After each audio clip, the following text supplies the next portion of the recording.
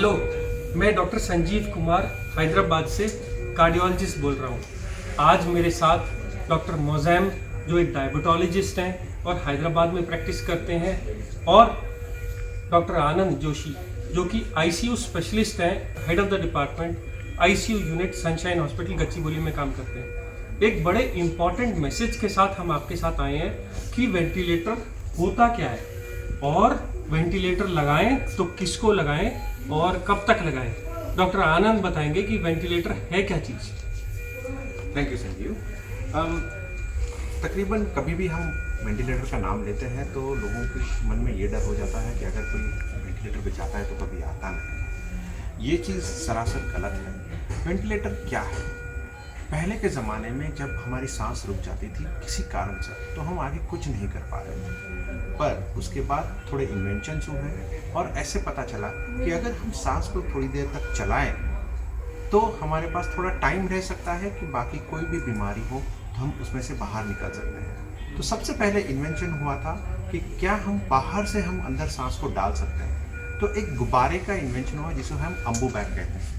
ये Ambu bag इस तरीके का दिखता है जो आज भी प्रेजेंट है और आज भी हम यूज़ करते हैं। अगर हम ये देखें कि ये अम्बू बैग को, ये अगर हमारे फेफड़े हैं या लंग्स कहते हैं, तो अगर हम ये अम्बू बैग को उसको लगाते हैं तो हम इस फेफड़े को ऐसे खुला सकते हैं और हम इसमें हवा भर सकते हैं। Over the period of time इससे हम ऑक्सीजन भी उनको दे सकते हैं। तो आज भी ये काफ़ी इम्पॉर्टेंट है। तो ये सबसे बेहतरीन पहला वेंटिलेटर है। इसमें इतना ही है कि हमें हाथ से उसे प्रेस करना होता है और हम इसको कंट्रोल नहीं कर सकते हैं। हम एक ही लेवल के एक ही साथ दे सकते हैं। हालांकि over the period of time काफ़ी इम्प्रूवमेंट हुआ है, काफ़ी टेक्नोलॉजी बढ़ गई है और यही हाथों का काम हमने उसको मशीन में चेंज कर दिया है और इस मशीन को हम वेंटिलेटर कहते हैं, जो अलग अलग कंपनी के आते हैं। आज मेरे पास एक अलग कंपनी का है, ड्रैगर कंपनी का वेंटिलेटर है।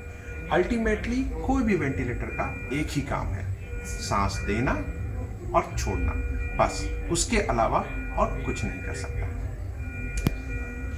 अब डॉक्टर मोज़ैम सर से पूछना चाहेंगे कि वेंटिलेटर पे किन किन तरह के लोगों को डाला जाता है या क्या क्या बीमारी पे हम लोग वेंटिलेटर पे पेशेंट्स को डालते हैं। वेंटिलेटर जो है बहुत ही चालाक किस्म का मशीन है, जो हम उसको पूरे भरोसे के साथ जो पेशेंट को हम लगाते हैं तो उससे ये हमको ये मिलता है कि भाई कॉन्फिडेंस के ये पेशेंट को कोई तकलीफ़ ना हो। तो वेंटिलेटर मदद करता है।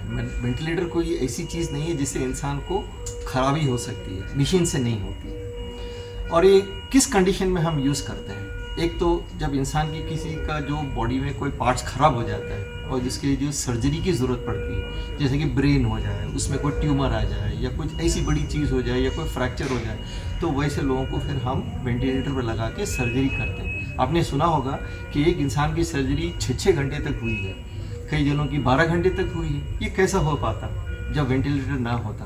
तो वेंटिलेटर पर रख के ही हम पेशेंट की ऐसी सर्जरी कर सकते हैं। दूसरे वो लोग हैं जिनको बॉडी में ऐसा इन्फेक्शन आ गया, जिनके लंग्स बहुत ही वीक हैं, वो काम ही नहीं करते। कितना भी कोशिश किया, ऊपर से ऑक्सीजन दिया, उनका सैचुरेशन ऊपर नहीं आ रहा है, मास्क पहना है फिर भी नहीं आ रहा है, और उनका लंग का कंडीशन जो है वो बताता है कि वो काम नहीं कर रहा है, उसको कहीं ना कहीं वो थक जाएगा। तो इसीलिए हम उसको वेंटिलेटर लगाते हैं। और तीसरे ऐसे लोग हैं जो बहुत टर्मिनल स्टेजेस में रहते हैं, जिनकी बीमारी का कारण समझ नहीं पाते हैं और जिनके पूरे पुर्जे जो बॉडी के वो ख़राब हो चुके हैं। तो वैसे लोगों को हम कई दिनों तक उनको वेंटिलेटर पर रखते हैं। हमारे जो सबसे ज़्यादा एक्सपीरियंस्ड टीचर्स थे, जिन्होंने हमें ये बताया था कि वेंटिलेटर एक आदमी की लाइफ को बढ़ाने के लिए यूज़ करना है, उसकी मौत की डेट को चेंज करने के लिए नहीं। मतलब जो लोग हम जानते हैं कि वहाँ से हम उनको वापस ला सकते हैं, उन लोगों को ही सिर्फ वेंटिलेटर पे डालना चाहिए।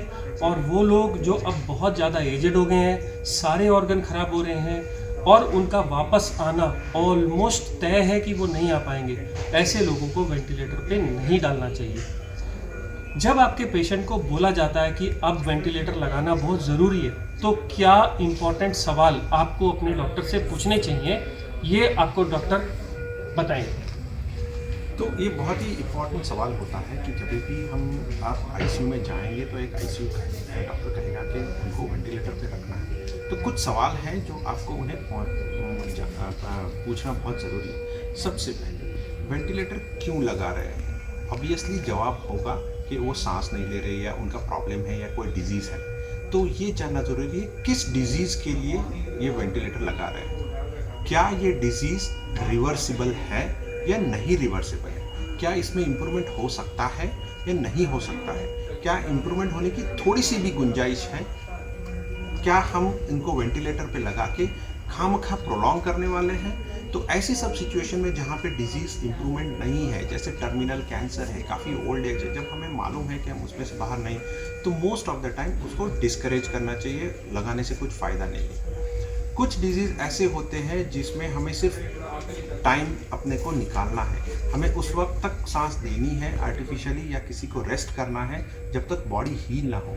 दोज आर द डिजीज़ जिसमें हमें वेंटिलेटर बहुत ही काम आता है। तो हमें ये आपको ये सवाल पूछना बहुत ज़रूरी है कि क्या मेरे पेशेंट का जो डिजीज़ है उसमें थोड़ी भी इम्प्रूवमेंट होने के चांसेस हैं या क्यूरेबल है या बिल्कुल ही क्यूरेबल नहीं है। तो अगर क्यूरेबल या ज़रा भी गुंजाइश वाली क्यूरे होने वाले जो डिजीज़ हैं उसमें अगर हम ले सकते हैं तो ही वेंटिलेटर पे जाना मुनासिब है या इम्पॉर्टेंट है। अब जाते वक्त सिर्फ 3 बातें जो आपको इस वीडियो से याद रखनी है, वो ये कि वेंटिलेटर सिर्फ सांस देने की मशीन है जो आपके लंग्स को हवा देती रहेगी जब आपकी सांस टूट रही है और आप सांस नहीं ले सकते। दूसरा, वेंटिलेटर सिर्फ जान बचाने के लिए ही यूज़ करना है। जो लोग रिकवर नहीं हो सकते उनको वेंटिलेटर नहीं लगाना है। और तीसरा, जब भी वेंटिलेटर पे पेशेंट को डाला जाए तो आप उनसे पूछिए कि ये बीमारी रिकवरेबल है कि नहीं है, और है तो लगभग कितने दिन में वापस आ जाएगी। अगर ये सवाल सही पूछे जाएं तो आज के काल में जब कोरोना पे लोगों को वेंटिलेटर पे डाला जा रहा है, आप सही सवाल और सही इलाज करा पाएंगे। यही हमारी इच्छा है। Thank you.